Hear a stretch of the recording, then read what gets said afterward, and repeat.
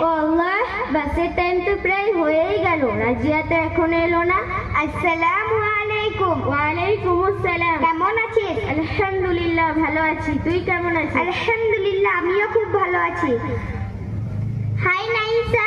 Hello, কেমন আছিস? আমি ভালো আছি, তুই কেমন আছিস? আমিও ভালো আছি। জান্নাত, দেখ দেখ ও মেয়ে দুটিকে, এই আধুনিক যুগে মনে হচ্ছে যেন মধ্যযুগের মেয়ে।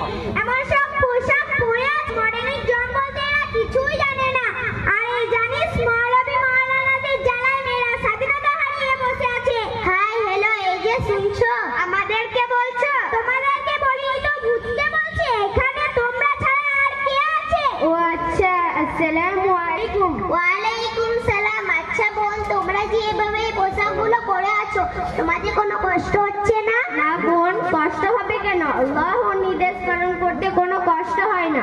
তোমরা সত্যি বলছো, কোনো কষ্ট হচ্ছে না? না বোন, ছোটবেলা থেকে পর্দা করে আসছি, তাছাড়া আল্লাহর হুকুম মানতে কোনো কষ্ট হয় না। পর্দা না করলে জাহান্নামের আগুনে পুড়তে হবে যে। আরে এই লাইফে এনজয় করছি তো এনজয়। বোরখা খুলো, চারিদিকে তাকাও, তোমাকে পরিবেশন করো, বুঝলে? বোরখা পরে লাইফ এনজয় করা যায় না বুঝি?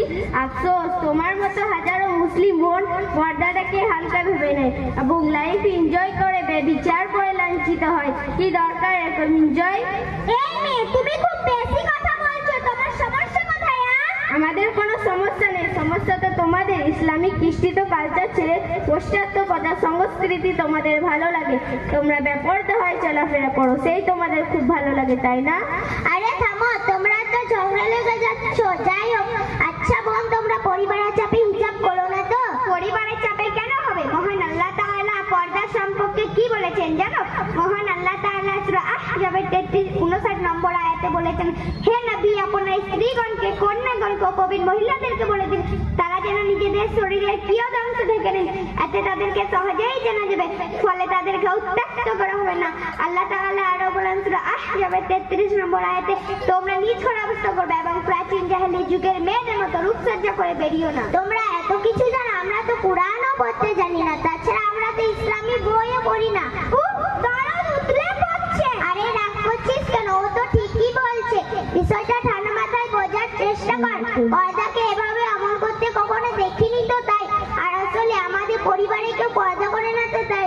চিনি যত্নে থাকলে যেমন পিঁপড়ে লাগা খুব কঠিন, ঠিক তেমনি মেয়েরা পর্দা করলে তাকে অপমান করা তার চেয়েও বেশি কঠিন। তাছাড়া যুদ্ধক্ষেত্রে যেমন তলোয়ারের আঘাত থেকে বাঁচার জন্য ঢাল ব্যবহার করা হয়, ঠিক তেমনি মেয়েদের রক্ষা ঢাল হলো